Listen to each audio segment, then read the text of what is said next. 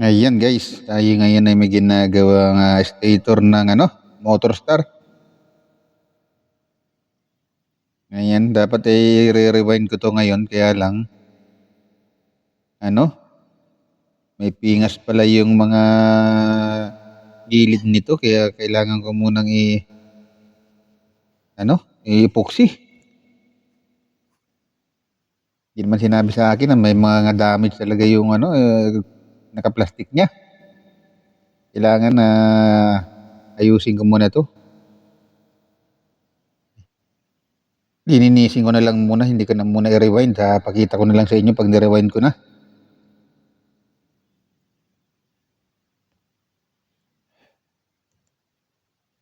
Ayan, no?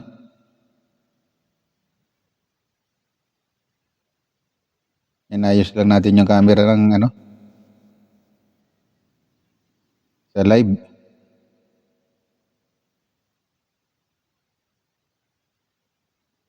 Iba kasi yung pang content natin saka pang live para iwalay.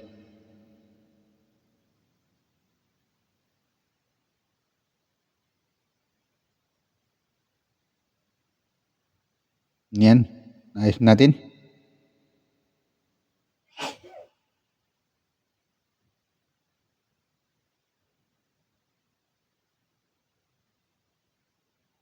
Yan, tanggalin na natin yung hinang niya para tanggalan natin yung kinang mga rewind.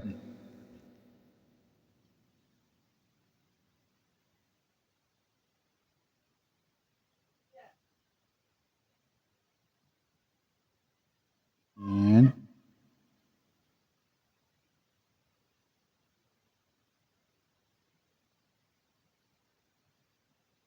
Nakaipit yung kanyang mga wire, kaya kailangan sungkitin pa.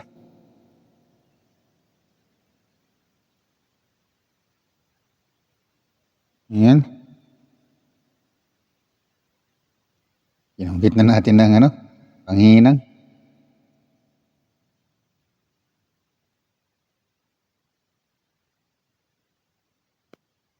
Yan. Kabila naman.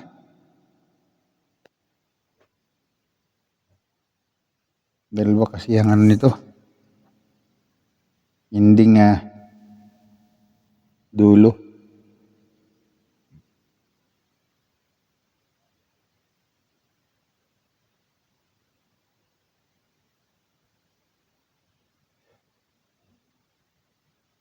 Yan. Natanggalan natin yung hinang. Mainit.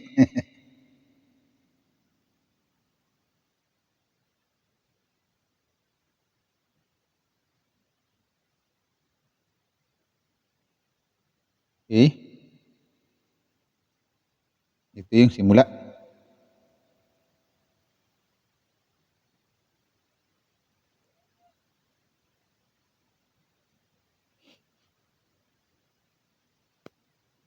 Yan, kanan po yung gamit ko na yan. Baliktad lang sa camera yan. Kaya pero yun ay kanan.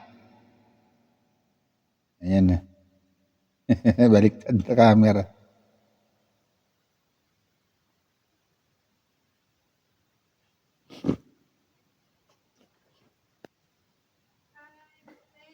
Ayan.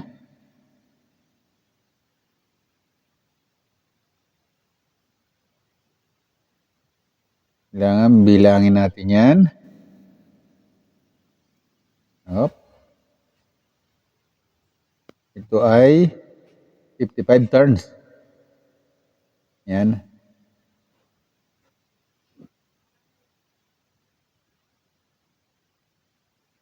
Pwede naman natin gawing 16 turns yan pagka nirewind na natin.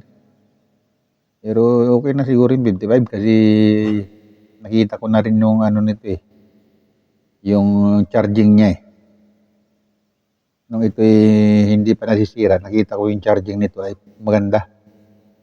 14.8 ata.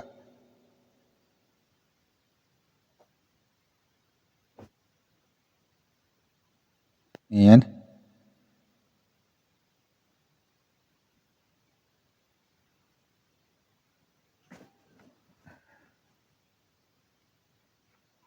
Kailangan lang matyaga.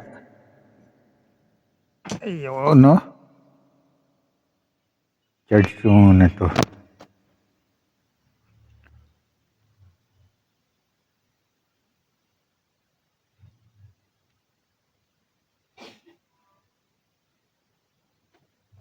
Okay.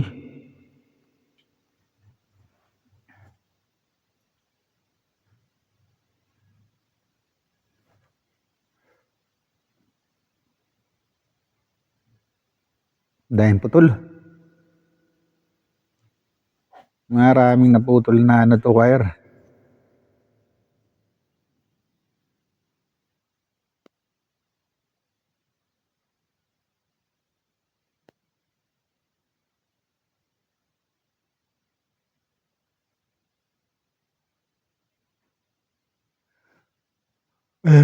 Tumago na yung ating pagtanggal di ba nagtatanggal lang naman tayo niyan. Yan. Ito dalawa lang ang lumalabas na wire nito. Hindi katulad dun sa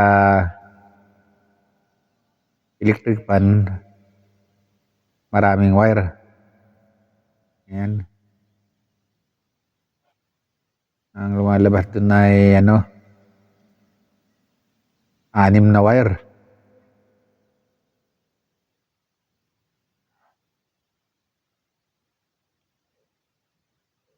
Tapos yung 1, 2, 3 na selector ng electric fan. Ini dalawa-dalawa ang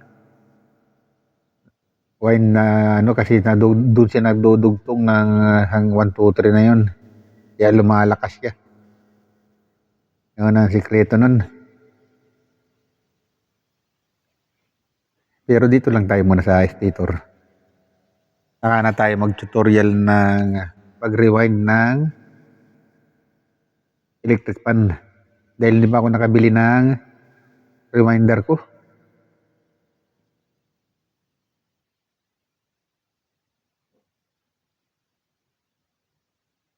Yan.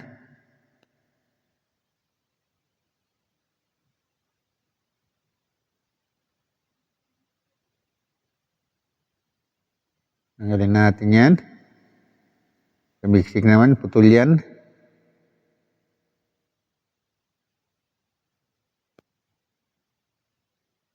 Okay.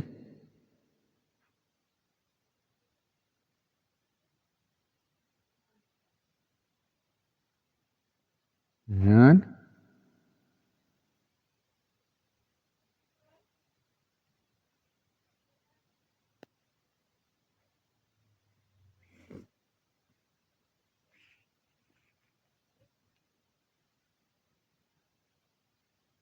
Bumaon yung mga dulo. Yan tinamaan ng tornilyo. Ayan. Nakuha ulit natin yung dulo niya.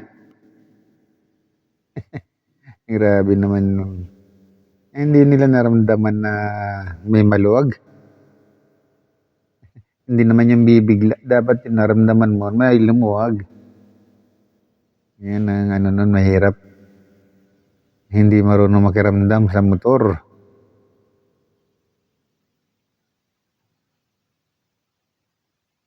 Yung isang nagpagawa sa akin ito ay lumuwag yung kanyang tornilyo nung Bendix drive yun. Kaya pinagawa sa akin na nakaligtas siya sa pagka-damage. Nakatipid siya.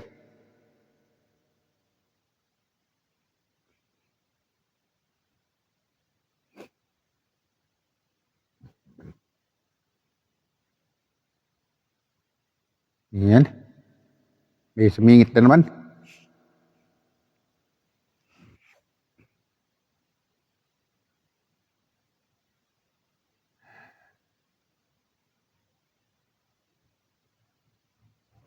Yan. Tungkit. Tingnan natin yan. Sumiksik na naman. Ibig mong lakad makina yan tapos umiikot yan. Tapos may tumamang tornilyo. Talaga magkakaputol-putol yan. Yan.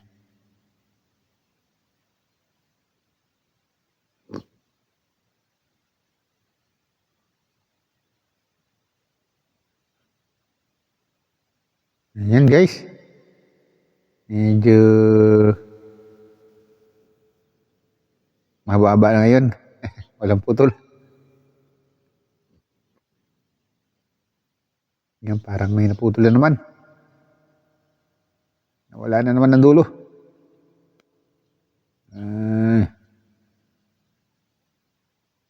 Putol na naman.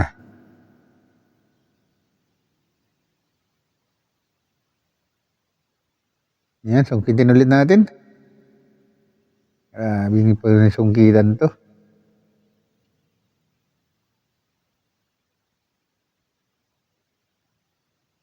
Yan, nakuha ulit natin dulo.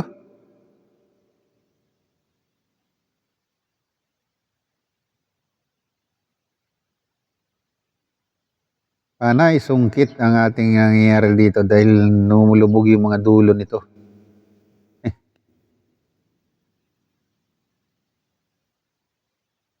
Ayan guys, pag nagkabit kayo nito ay lagyan nyo ng pandikit yung tornilyo. Kung ayaw nyo madamage ng katulad na ganito yung stator. Yan, yung tornilyo ng pinaka-bendix drive, kailangan ninyong lagyan ng pandikit.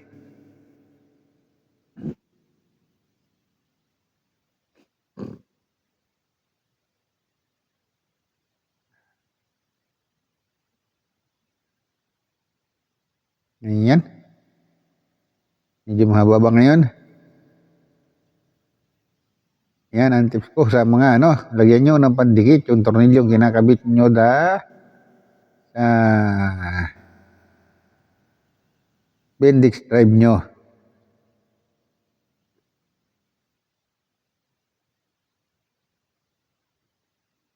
Importante na hindi siya lumuwag kasi ito ang sisirain. Buti hindi na damage yung kanyang magneto.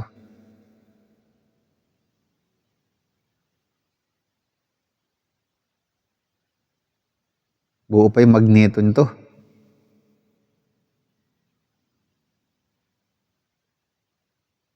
Kaya lang, pinalitan din nung gumawa sa kanya.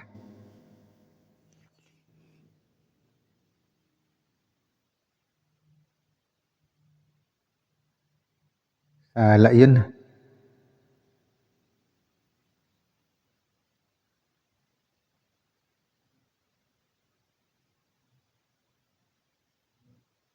Ayan guys. Sinungkit na naman. Sinungkit na naman.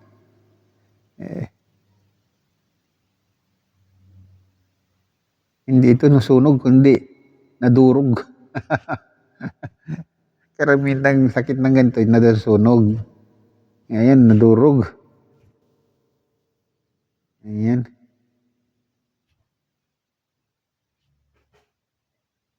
Konti na lang.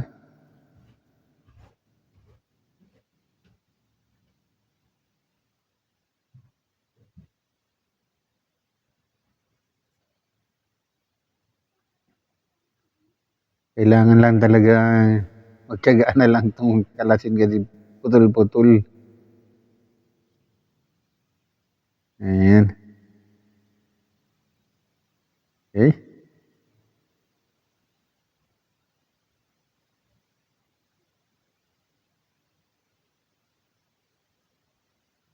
Sungkit ulit.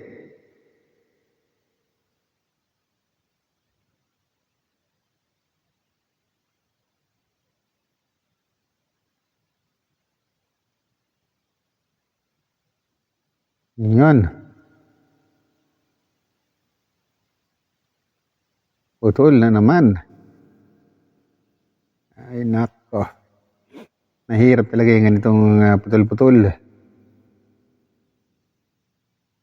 Ibalik kung baga putol niya talaga nakalitaw, hindi, lumubog eh. Kaya susungkitin mo talaga. Ayan, pagka ito naayos ko yung papakita ko sa inyo kung paano pag-rewind nito. Para yung mga malalayo sa kabayanan, kaya nilang i-repair itong ganito. Dali lang naman ito. Ayan. Minsan may mga mahirap mabili na stator. Kailangan mo rin talagang mag-rewind.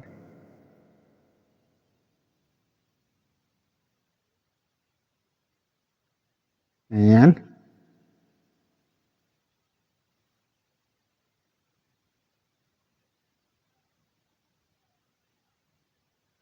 Malapit-lapit na. Malapit-lapit na siyang matapos. Yan.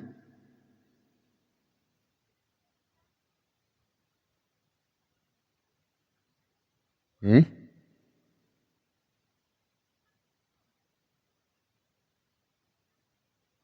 I-repair natin ng maayos to. Kailangan maibalik natin sa tamang format to.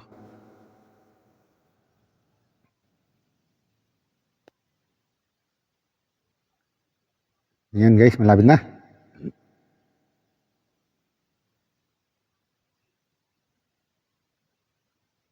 Yan.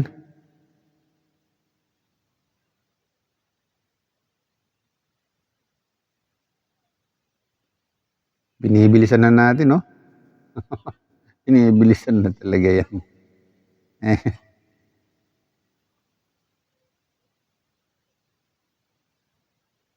Madali lang talaga itong tanggalin kung walang putol. Pero pag ganitong putol-putol, eh mahirap.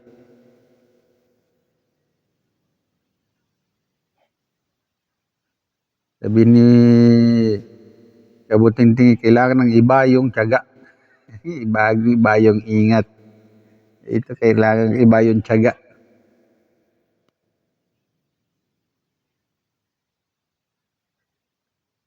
Ngayon, no?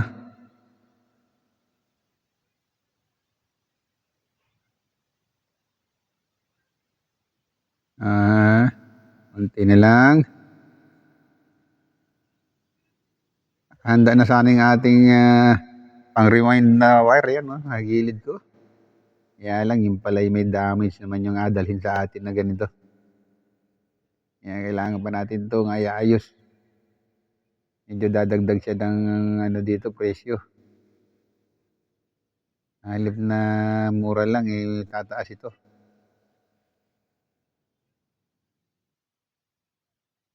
Mahal din ang epoxy. Ipoport mo pa yun para maging pantay.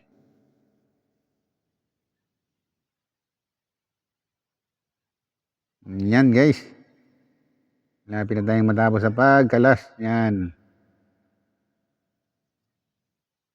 Yan. Kung saan wala itong pingas ay diretso na itong rewind. So napingas yung mga block na nakapaikot doon sa bakal. Yan. Kaya naman natin yan gawin. Yan o. Yan, kaya natin yan. Yan, madali lang yan. Pakita ko na lang sa inyo sa pag-rewind ko. Yan guys, thank you for watching. Salamat. Yan. Hanggang dito na lang ang ating video.